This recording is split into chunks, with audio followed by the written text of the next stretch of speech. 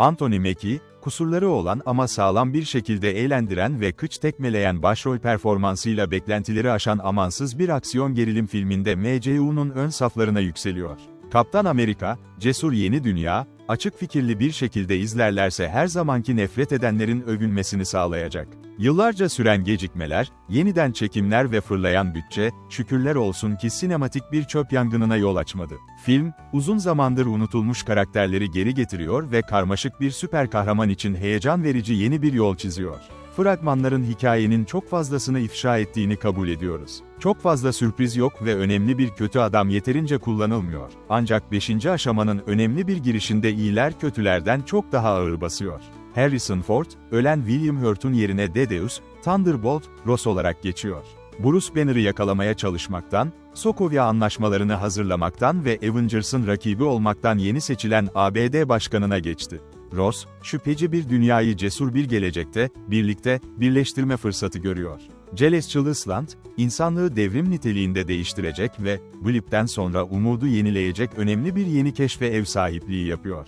Anthony Mackie Kaptan Amerika'nın sahibi. Ross, Sam Wilson'a diğer adıyla Kaptan Amerika'ya Mackie çok gizli çalınmış materyaller için kritik bir kurtarma görevi emri verir. Sam, onun yerine Falcon olarak geçen sadık yardımcısı Joaquin Torres'le Dani Ramirez harekete geçer. Yılan Derneği ve acımasız Sidewinder'dan Giancarlo Esposito sert bir direnişle karşılaşırlar ancak rahatsız edici bir ikiyüzlülük nedeniyle hedeflerine ulaşırlar.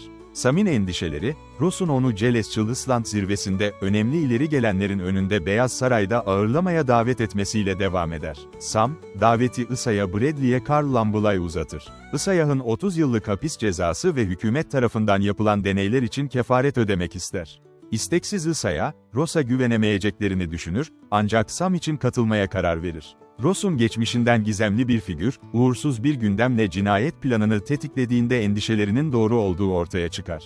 Cesur yeni dünya, stil olarak kış askerinin damarındadır ve inanılmaz Hulk'taki önemli olaylardan yararlanır. Sam, Steve Rogers gibi, Ross'un güdüleri konusunda derin endişelerle ülkeye olan sadakatiyle başkanlık arasında seçim yapmak zorundadır.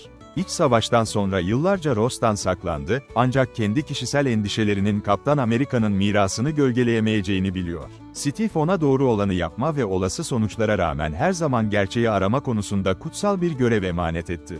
Sam, sahtekar sendromundan muzdaripken fiziksel yeteneklerinin sınırlarını zorlar. The Falcon and the Winter Soldier'da onu rahatsız eden şüpheler devam ediyor.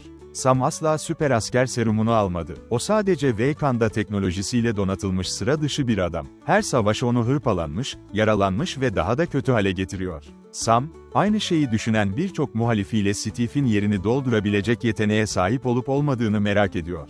Cesur yeni dünya, Sam'in Kaptan Amerika'yı kendine mal ettiği gerçek bir karakter gelişimine sahip. Steve Rogers değil ama kesinlikle onun kadar kahraman, özverili ve kalkan gerektiğinde yetenekli.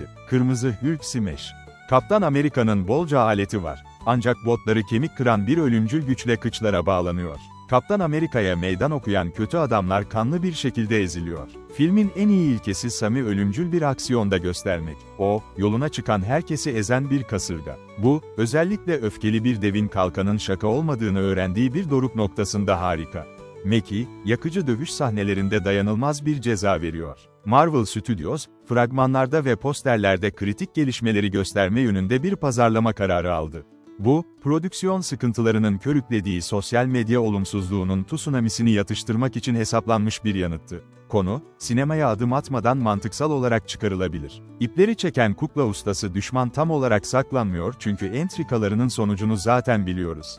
Film ilgi çekici olmasaydı bu ölümcül bir darbe olabilirdi. Cesur yeni dünya, apaçık ortada olmasına rağmen dikkatinizi çekiyor. Kostümler, Kızıl Hulk imgesinin çoğunu geri çekmeliydi. The Falcon and the Winter Soldier'ın mesajında hata bulanlar veya siyah Kaptan Amerika'yı görmekten nefret edenler asla tatmin olmayacak. Koltukta şikayet edenleri yatıştırmak her zaman bir hatadır. Açıkça yeniden çekimler hiçbir şeyi mahvetmez. Cesur yeni dünya, en iyi parçaların bir araya getirilmiş bir koleksiyonudur.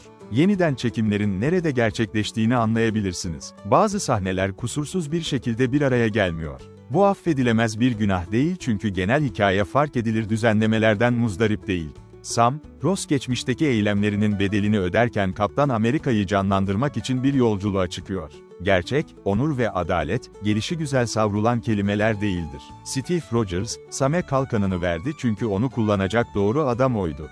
Filmde ektiğini biçmekle ilgili bir ahlaki ders var, Red Hulk hesaplaşması yeterince iyi görünüyor. CGI bağlam için yeterli ve olay örgüsüne gerektiği gibi hizmet ediyor. Her karenin küçük kusurlar için bufalo kanatları gibi parçalara ayrılması gerekmiyor. Thunderbolts ve yaklaşan Avengers filmlerinin kurulumları ilgi çekici. Anthony Mackie'nin Kaptan Amerika'nın dizginlerini sıkıca elinde tutması nedeniyle heyecan seviyenizi yükseltin. Jenerikten sonra etrafta kalın. Kaptan Amerika, Cesur Yeni Dünya, Marvel Studios'un bir yapımıdır. Walt Disney Studios Motion Pictures tarafından 14 Şubat'ta sinemalarda yayınlanacaktır. Emre Kutlu Kaptan Amerika, Cesur Yeni Dünya'ya 10 üzerinden 4 veriyor.